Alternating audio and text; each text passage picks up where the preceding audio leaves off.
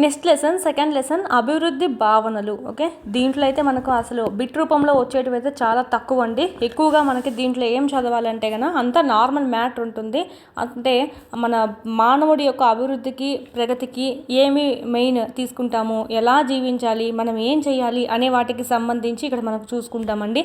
అసలు ఏమి ఇదైతే మనకు అవసరం లేదు, కానీ మనకు ఇక్కడ మనకి లెక్కలు పర్సంటేజ్ ఇచ్చింటారనమాట. సో పర్సంటేజెస్, దేశ ఆదాయం ఎలా లెక్కించాలి, దేశ ఆదాయం ఎంత ఉన్నింది 2012లో ఎంత ఉన్నింది, సో ఇలాంటివన్నీ అడుగుతారనమాట. సో వాటి కోసమైనా చదవాలి.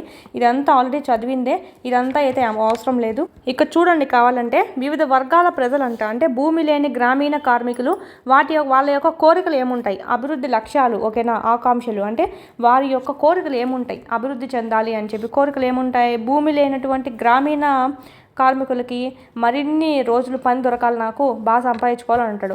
మెరుగైన కూలీ దొరకాలనుకుంటాడు. స్థానిక పాఠశాల తమ పిల్లలకు బాగా నాణ్యమైన విద్యను ఇవ్వాలి అని అనుకుంటాడు. సో ఈ విధంగా మనకు సామాజికంగా వివక్షత ఉండకూడదు అనుకుంటాడు. ఓకేనా, వాళ్ళ పిల్లల్ని ఆ గ్రామంలో నాయకులు కాగలరు అని చెప్పి నమ్ముతూ ఉంటారు. సో ఈ విధంగా కోరికలు అనమాట. అదే మనకు ధనిక రైతులు ఏం చేస్తారు, మంచి కూలీలు దొరకాలి, అధిక పద్ధతులు ధరలో తమ పంటలకు అధిక మద్దతు ధర రావాలి, తక్కువ కూలీకి బాగా కష్టపడే కూలీ రావాలి, ఇలాంటివన్నీ అనుకుంటారు. అట్లా మనకు ఒక్కొక్క ప్రొఫెషన్ సంబంధించి ఒక్కొక్క కోరికలు అనేటివి ఉంటాయన్నమాట. వర్షాధార రైతులైతే వర్షాలు టైంకి పడాలి, సకాలంలో పడాలి, మరీ ఎక్కువ కాకుండా నా పంట బాగా చేతికి రావాలి అని వాళ్ళు అనుకుంటారు. భూమి ఉన్న కుటుంబంలోని గ్రామీణ మహిళ, వీళ్ళ కోరికలు వేరేగా ఉంటాయి. ఇక్కడ ఉండే పట్టణ ప్రాంతంలోని నిరుద్యోగ యువత ఏమనుకుంటారు, నాకు ఖచ్చితంగా మంచి ఉద్యోగం రావాలి, గవర్నమెంట్ జాబ్ రావాలనో సంథింగ్ ఏదైనా సరే రావాలి, మంచి జీతం రావాలి, వర్క్ కూడా మంచిగా మరీ ఎక్కువ స్ట్రెస్ కాకుండా 8 గంటలు అనేది ఉండాలి అని వీళ్ళ కోరికలు ఉంటాయి. అట్లా చూడండి, ఒక్కొక్క ఫీల్డ్కి సంబంధించి ఒక్కొక్క ఆకాంక్షలు అనేవి ఉన్నాయి. వీటిల్నే మనం ఏమంటాం, ఈ కోరికల్ని అభివృద్ధి లక్ష్యాలు అని చెప్పి అంటాం. వివిధ వర్గాల ప్రజల వారి యొక్క అభివృద్ధి లక్ష్యాలు అనమాట. ఓకేనా, సో ఇదంతా ఏం అవసరం లేదు మనకి, అందుకే చెప్తున్నా. బిట్ రూపంలో ఏదైతే వస్తుందో అది మాత్రమే చదువుకుందామండి. అభివృద్ధి లేదా ప్రగతి పట్ల అందరికీ ఒకే భావన ఉందా, పై వాటిలో చూసుకుంటే బహుశా ఉండకపోవచ్చు. వేరే వాళ్ళకు ఒక విధంగా ఉంది, ధనిక రైతులకు ఒక విధంగా ఉంది, పేద కార్మికులకి ఇంకొక విధంగా ఉన్నాయి లక్ష్యాలు అనేటివి. సో అందరికీ ఒకే విధమైనటువంటి కోరికలు అనేటివి ఉండవు. ప్రతి ఒక్కరి కోరికలు వేరువేరుగా ఉంటాయండి.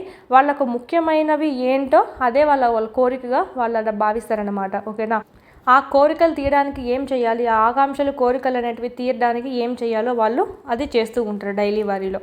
బాగా ఇల్లు కట్టుకోవాలి, బాగా పిల్లల్ని చదివియాలి అంటే వాళ్ళు ఇప్పుడు రోజువారీ కూలికి పని వెళ్ళడము. సో ఈ విధంగా ఉంటుందన్నమాట. ఏం అవసరం లేదు ఇది. కొంతమంది చూసినట్టయితే అందరివి వేరువేరుగా ఉంటాయండి. ప్రతి ఒక్కరి కోరికలు ఒకలా వేరువేరుగా ఉంటాయి. కొన్నిసార్లు చూడండి, ఒక ఎగ్జాంపుల్ చూడండి, కొంతమంది ఏమో పారిశ్రామికవేత్తలేమో ఆనకట్టలు కట్టుకోవాలి అనుకుంటారనమాట.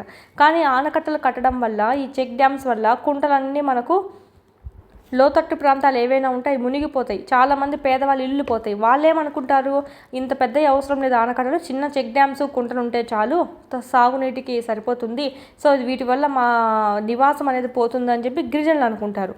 సో ఈ విధంగా ఒకరికి లాభం అయ్యేది ఇంకొకరికి నష్టం కూడా కావచ్చు అనమాట. సో ఇలా కూడా ఉంటుంది. నెక్స్ట్ మనకి ఇక్కడ చూడండి, వేట సేకరణ. ఓకేనా, వేట సేకరణ కోసం అంటే 2 లక్షల సంవత్సరాలని వ్యవసాయం ప్రారంభించి 12,000 సంవత్సరాలు అని చెప్పి, పారిశ్రామీకరణ మొదలయ్యి 400 సంవత్సరాలు అవుతుందని చెప్పి ఇక్కడ మనకు పిక్చర్లో ఇవ్వడం అనేది జరిగింది. ముఖ్యంగా చూడండి, ఎక్కడ ఏది ఫస్ట్ మొదలైందని చెప్పచ్చు, వేట, తర్వాత మనకు వ్యవసాయం, తర్వాత ఇంకా ఈజీ వేలు చేయడానికి పరిశ్రమలు అన్నీ ఏర్పరిచారు. సో తద్వారా పారిశ్రామీకరణ అనేది చూస్తున్నాం. సో వేట అనేది 2 లక్షల సంవత్సరాల క్రితం నుంచే ఉందంట. వ్యవసాయం అయితే 12,000 సంవత్సరాల క్రితము. ఈ పారిశ్రామీకరణ అయితే 400 సంవత్సరాలు అని చెప్పి ఇక్కడ మనము చూసుకోవచ్చండి. ఇది మనకు సంబంధించి ఇచ్చారు. జస్ట్ ఈ లెక్క చూసుకుంటే సరిపోతుంది. ఈ మ్యాటర్ అంతా ఏం అవసరమే లేదు. ఊరికనే టైం వేస్ట్ చేసుకోవద్దండి ఇదంతా చదివి.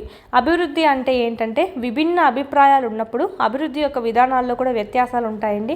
ఇప్పుడు విభిన్న అభిప్రాయాలు మనకి ఇక్కడ చూసాం కదా, పైన ఎగ్జాంపుల్ చూసుకున్నాం కదా బాక్స్లో, వాళ్ళ యొక్క కోరికలు వేరువేరుగా ఉన్నాయి, వాళ్ళు వాటి కోసం పాటుపడుతూ ఉంటారు. సో ఈ విధంగా విధానాల్లో కూడా మనకు చాలా వేరుగా ఉంటాయి అన్నమాట. సపోజ్ మనకి తమిళనాడు రాష్ట్రం చూసినట్టయితే తిరునల్వేలి జిల్లాలోని కుడంకుళం అణు విద్యుత్ కేంద్ర స్థాపనకు వ్యతిరేకంగా జరుగుతున్న నిరసన ఉద్యమం చూసినట్టయితే ఇక్కడ వీళ్ళకేమో పారిశ్రామీకరణకేమో ఓకే, మనకు ప్రభుత్వానికేమో తమిళనాడు రాష్ట్రానికేమో ఏమనిపించింది, ఇక్కడ జల విద్యుత్ ద్వారా కరెంటు సరఫరా చేయవచ్చు, జనాలు ఎక్కువ అవుతున్నారు కదా, సో ఈ విధంగా ఆలోచించింది అనమాట, ఖర్చులు తగ్గించుకుందామని.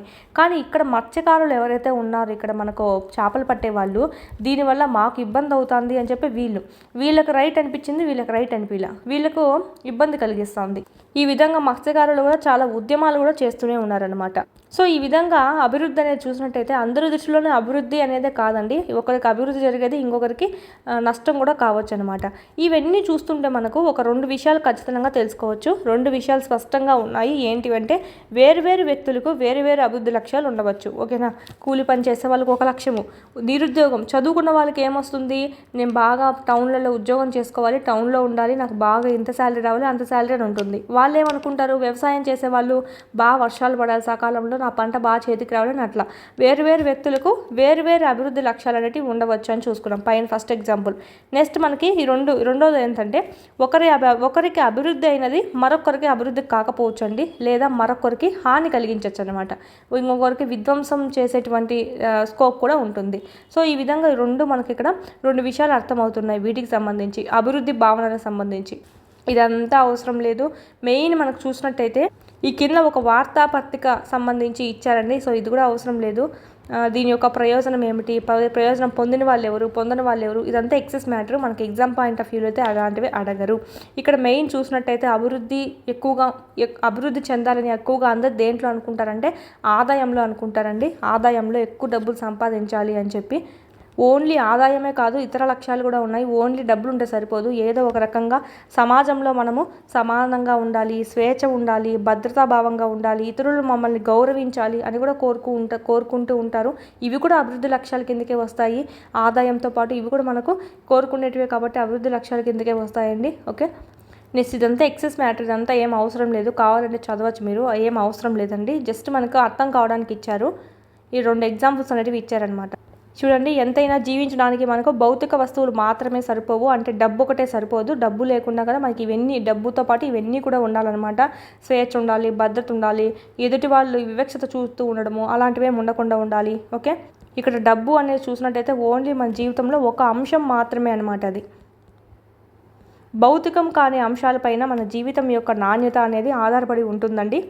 సపోజ్ ఎదుటి వాళ్ళ యొక్క స్నేహాన్ని కోరుకోవడము, ప్రేమను కోరుకోవడము, ఇవన్నీ ఏమన్నా కొలవగలుగుతున్నామా, కొలవలేం కదా. సో ఇలాంటివి కూడా మన జీవితానికి అవసరం అవుతుంది. ఇలాంటివే మన జీవితం యొక్క నాణ్యతను తెలియజేస్తాయి అని చెప్తున్నాడు. అంతా చూసినట్టయితే మీకే అర్థమవుతుంది, అంత ఎక్సెస్ మ్యాటర్ ఏం అవసరం లేదని చెప్పి. ఓకే, ఇంకొకటి చూడండి, జీతమేమో ఎక్కువ వస్తుందంట, దూర ప్రాంతంలో ఉద్యోగం వచ్చింది, జీతమేమో ఎక్కువ, కానీ ఇంటికాడ అమ్మ నాన్న పెట్టేసి వెళ్ళిపోవాలి. ఓకేనా, సదుపాయాలన్నీ మనకు పట్టణాల్లో బాగున్నాయి, కానీ ఇంటికాడ అమ్మ నాన్న వదిలేసి వెళ్ళడము, ఫ్యామిలీతో మనకి గడిపే టైం లేకపోవడము పట్టణాల్లో ఉండడం వల్ల, ఇదంతా చూడండి. ఇక్కడ డబ్బే ముఖ్యం అనుకుంటే హ్యాపీగా ఉండాలి కదా, లేదు కదా.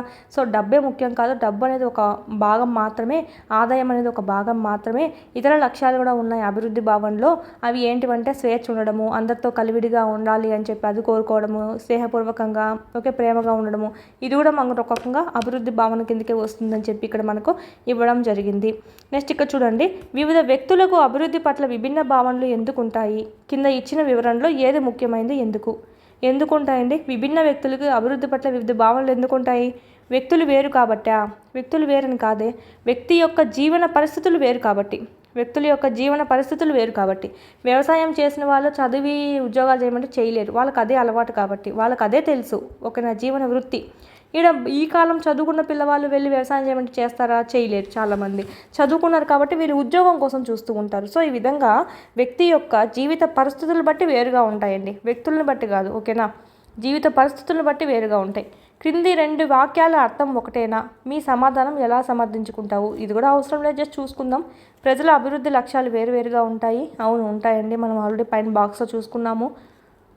ఈ రెండింటికి అర్థం ఒకటేనా చూద్దాం. ప్రజల అభివృద్ధి లక్ష్యాలు పరస్పర విరుద్ధంగా ఉంటాయి, ఎప్పుడూ విరుద్ధంగా ఉండవండి.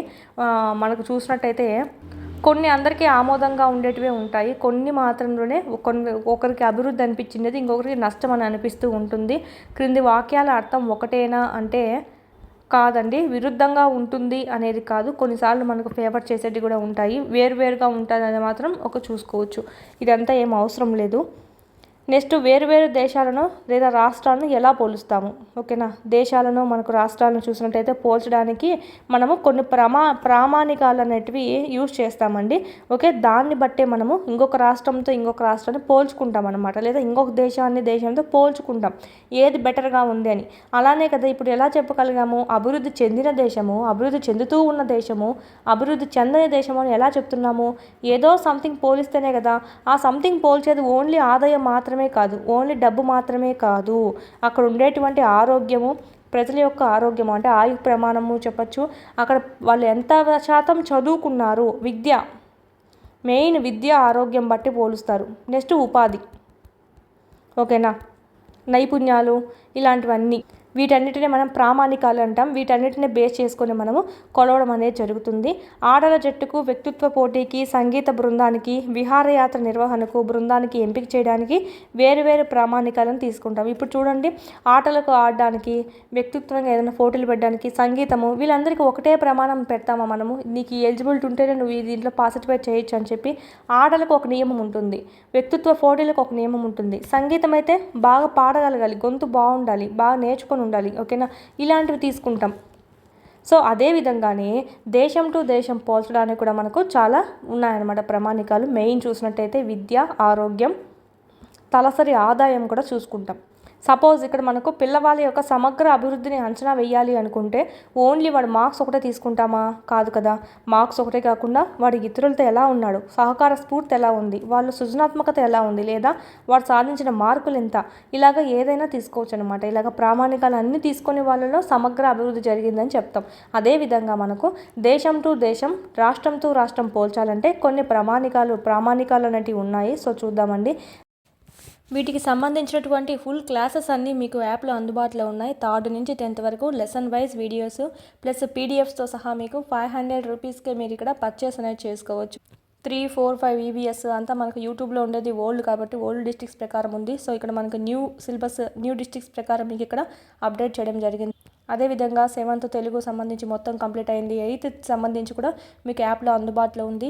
8th జాగ్రఫీ సంబంధించి, అదేవిధంగా మ్యాథమెటిక్స్ సంబంధించి అయితే మోస్ట్ ఇంపార్టెంట్ 9th మ్యాథ్స్కి సంబంధించి కూడా మీకు ఇక్కడ ఆల్ క్లాసెస్ అన్నీ సెమ్ 1, సెమ్ 2 కూడా మీకు అప్లోడ్ చేయడం అనేది జరిగింది.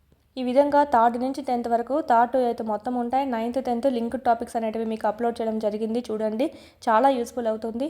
పీడిఎఫ్స్ అనేటివి కూడా ఇక్కడ మీరు డౌన్లోడ్ చేసుకోవచ్చు. కంటెంట్ పీడిఎఫ్స్ మీరు మళ్ళీ టెక్స్ట్ బుక్ చదవాల్సిన అవసరం లేకుండా ఇక్కడే మీకు పీడిఎఫ్స్ కూడా డౌన్లోడ్ చేసుకుంటే మళ్ళీ టెక్స్ట్ బుక్ చదవాల్సిన అవసరం లేకుండా ఆడే మీకు క్విక్ రివిజన్ అనేది అయిపోతుంది. మీరు జిరాక్స్ కూడా చేసుకోవచ్చు. మీరు ఇక్కడ వీడియోస్ అనేటివి డైలీ వింటూ ఉండండి. క్లాస్ వైజ్, లెసన్ వైజ్ ఉన్నాయి. అదేవిధంగా class wise, lesson wise exams కూడా ఉన్నాయన్నమాట. ఆల్ సబ్జెక్ట్స్ సంబంధించి ఇక్కడ కూడా మీకు క్లాస్ వైజ్, లెసన్ వైజ్ ఉంటాయి. సో వీడియోస్ వినడము, వీడికొచ్చి ఎగ్జామ్స్ రాసుకోవడం కానీ చేసినట్టయితే ఈజీగా మీరు స్కోర్ అనేది 120 పైన అనేది చెయ్యొచ్చు. 3rd to 8th సంబంధించి లెసన్ వైజ్ ఉంటాయి. 9th 10th ఓకే, సైకాలజీ, విద్యా దృక్పథాలు, మెథడాలజీ, జీకే, కరెంట్ అఫైర్స్, ఈ విధంగా ఆల్ సబ్జెక్ట్స్ అనేటివి లెసన్ వైజ్ టెస్టులు కూడా మీకు అందుబాటులో ఉన్నాయి 499 కోర్స్లో. నెక్స్ట్ సైకాలజీకి సంబంధించి అకాడమీ టెక్స్ట్ బుక్ సంబంధించి ఒక వీడియోస్ ప్లస్ పీడిఎఫ్స్, టెస్ట్లు మరియు బిట్స్ యొక్క ఎక్స్ప్లెనేషను అంతా మీకు ఇక్కడ వీడియోస్ రూపంలో మీకు అంతా ఇక్కడ అవైలబిలిటీలో ఉంది. పీడిఎఫ్ కూడా మీరు డౌన్లోడ్ చేసుకొని జిరాక్స్ చేసుకోవచ్చు. బుక్ దొరకపోయినా పర్లేదు, ఈ పీడిఎఫ్ అనేది మీకు డౌన్లోడ్ చేసుకొని జిరాక్స్ చేయించుకుని అది చదువుకున్నా కూడా మీకు సరిపోతుందండి. Same book. దీని నుంచే మనకు టెట్లో సంబంధించి అయితే 25+ బిట్స్ అనేటివి వచ్చాయన్నమాట అవుట్ ఆఫ్ 30 ఎవ్రీ సెషన్లో. సో సైకాలజీ సంబంధించి మాత్రం ఈ బుక్ను మాత్రం మిస్ చేయొద్దండి. కేవలం 99 రూపీస్కే ఉంది. ఎస్ఎస్ ప్రొడక్షన్స్ కాంపిటేటివ్ హబ్ అని ప్లేస్టోర్ నుంచి డౌన్లోడ్ చేసుకోండి యాప్ అనేది. ఆ యాప్లో మీకు ఇక్కడ ఈ 3 కోర్సెస్ అనేటివి మీకు కనిపిస్తాయి. సో పర్చేజ్ చేసుకోండి, చాలా యూస్ఫుల్ అవుతుంది. డిఎస్సికి ప్రిపేర్ అయ్యే వాళ్ళ దగ్గర కంపల్సరీ ఉండాల్సిన కోర్స్ ఏదైనా ఉందంటే ఈ టెక్స్ట్ బుక్ సంబంధించి వీడియోస్ ప్లస్ టెస్ట్ సిరీస్ సంబంధించి. ఓకే, ఇదైతే మీకు మొత్తం టెస్ట్ సిరీస్ అనమాట. ఇదైతే మొత్తం మీకు వీడియో క్లాసెస్ అనేటివి కంటెంట్ సంబంధించి ఉంటాయి. ప్లస్ పీడిఎఫ్స్ అనేటివి ఉంటే డౌన్లోడ్ చేసుకొని జిరాక్స్ కూడా చేసుకోవచ్చు. వీటి లింకులన్నీ మీకు కింద డిస్క్రిప్షన్లో ఇవ్వడం జరిగింది. చూడండి, క్లాసెస్ అనేది వినండి.